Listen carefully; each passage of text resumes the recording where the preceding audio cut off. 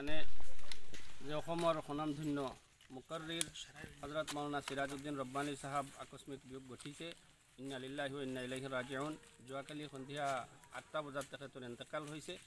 আজি সন্ধিয়া মাগৰিবৰ নমাজৰ পিছত অৰ্থাৎ 6:30 এছাতুল ইছলাম ৰঙুৱাৰপাৰ মাদ্ৰাছা প্ৰাংগণত তেখেতৰ জানাজাৰ নামাজ অনুষ্ঠিত হ'ব আৰু সেই জানাজাৰ নামাজত সকলো ধৰ্মপ্ৰাণ ৰাইজৰ উপস্থিতি আমি কামনা কৰিছোঁ আৰু তেখেতৰ ৰুহে মাগফিৰাতৰ কাৰণে যাতে সকলোৱে দোৱা কৰে।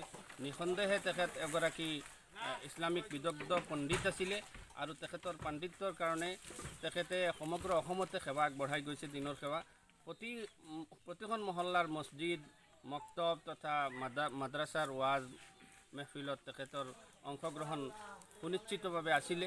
গতিকে তেখেতৰ অনুৰাগী ঢেৰ চাৰা অনুৰাগী আছে। সকলো অনুৰাগী আমাৰ পৰা ফোনৰ জৰিয়তে যোগাযোগ কৰি আছে কেৱল জনাজাৰ টাইমটো জানিবলৈ।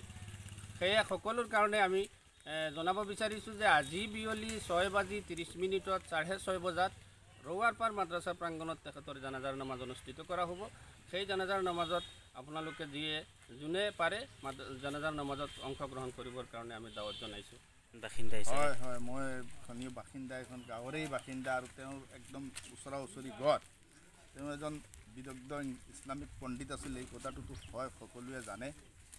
আৰু যোৱাকালি 8:10 তেওঁৰ হঠাতে হাৰ্ট এটাক হৈ গুৱাহাটী অভিমুখী পথত সোণাপুৰত তেওঁৰ মৃত্যু হয়। লগে লগে খবৰটো বিয়পি পৰাত গোটেই অঞ্চলত শোকৰ ছাঁ বিয়পি পৰে।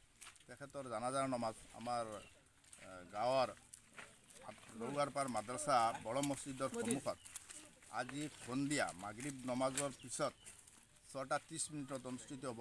গতিকে সকলো সদাশয়ে ৰাইজলৈ তেখেতৰ জানাজাৰ নামাজত শ্বহীদ হ'বলৈ অনুৰোধ জনায়।